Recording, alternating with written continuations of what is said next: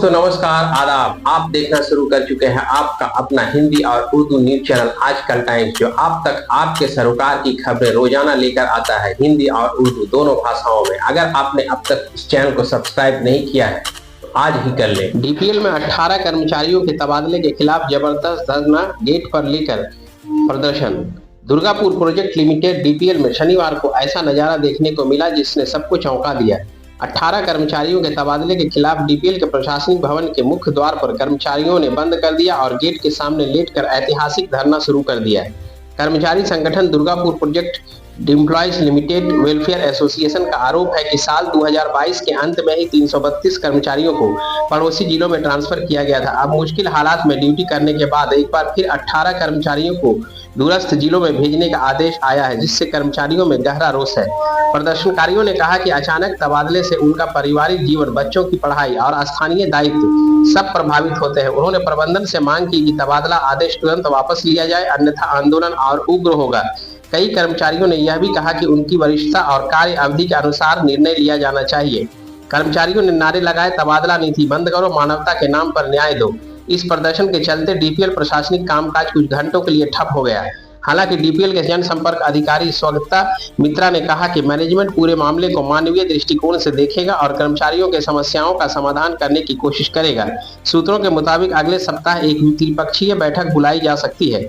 श्रमिक नेताओं का कहना है कि अगर प्रबंधन ने मांगों को नहीं माना तो आने वाले दिनों में यह आंदोलन और तेज होगा।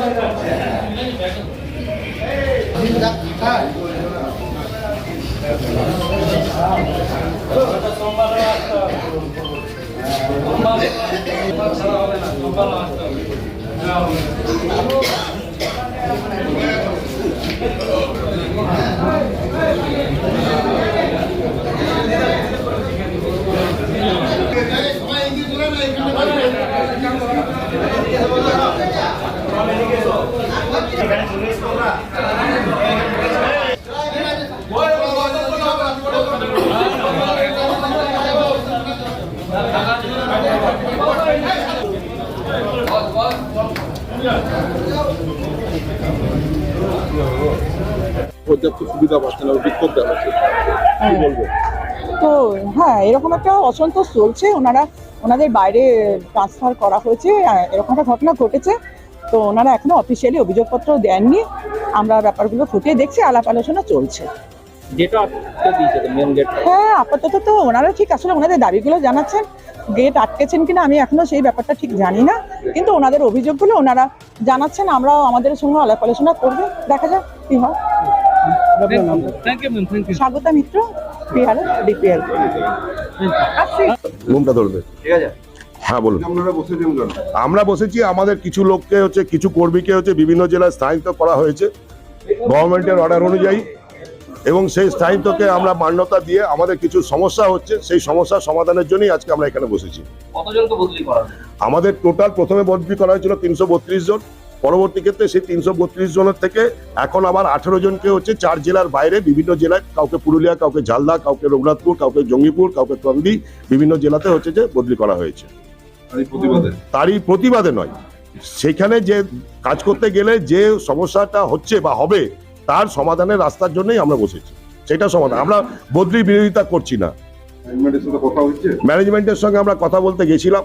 ম্যানেজমেন্টের পক্ষ থেকে যার সঙ্গে কথা বলতাম তিনি ছিলেন না, তার পরিবর্তে একজন প্রতিনিধি ওনার হয়ে কথা বলেছেন, কিন্তু সেই প্রতিনিধি পরিষ্কার বলে দেন যে আমার পক্ষে কোনো রকম কোনো সিদ্ধান্ত দেওয়া সম্ভব নয়। হ্যাঁ, যাতায়াতের ক্ষেত্রেও একটা সমস্যা রয়েছে আমাদের। সব জায়গায় বাসের কমিউনিকেশন বা ট্রেনের কমিউনিকেশন নেই।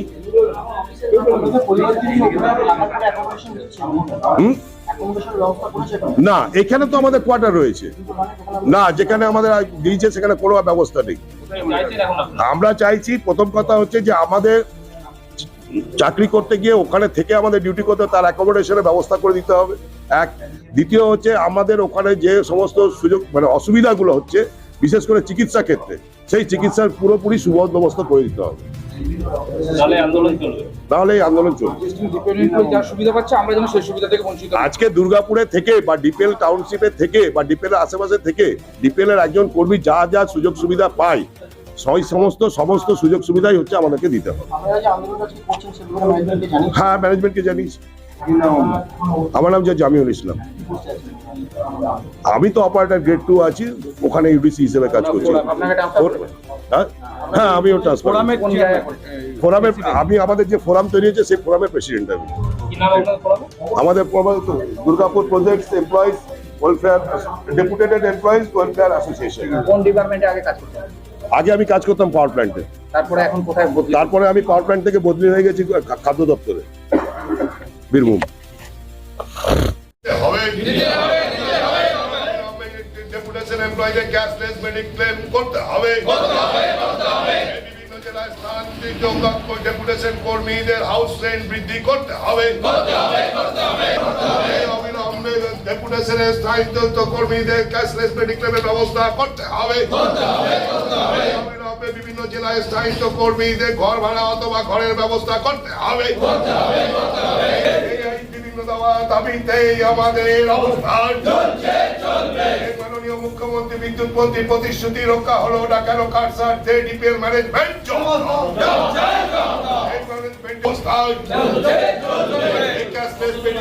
দাবিতেই আজকের অবস্থান ক্যাশলেস মেডিক্লেম ব্যবস্থা করতে হবে, ব্যবস্থা করতে হবে।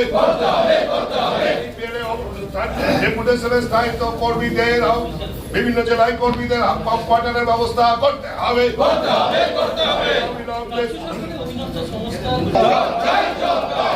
তালিকায় নাম থাকা সত্ত্বেও তাদেরকে স্থায়িত্ব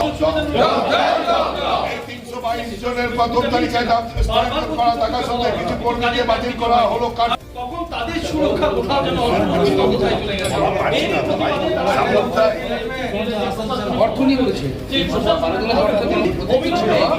এই অবিলম্বে ডেপুটেশনের কর্মীদের সুযোগ সুবিধা বঞ্চিত করা হচ্ছে কার স্বার্থে ম্যানেজমেন্ট জব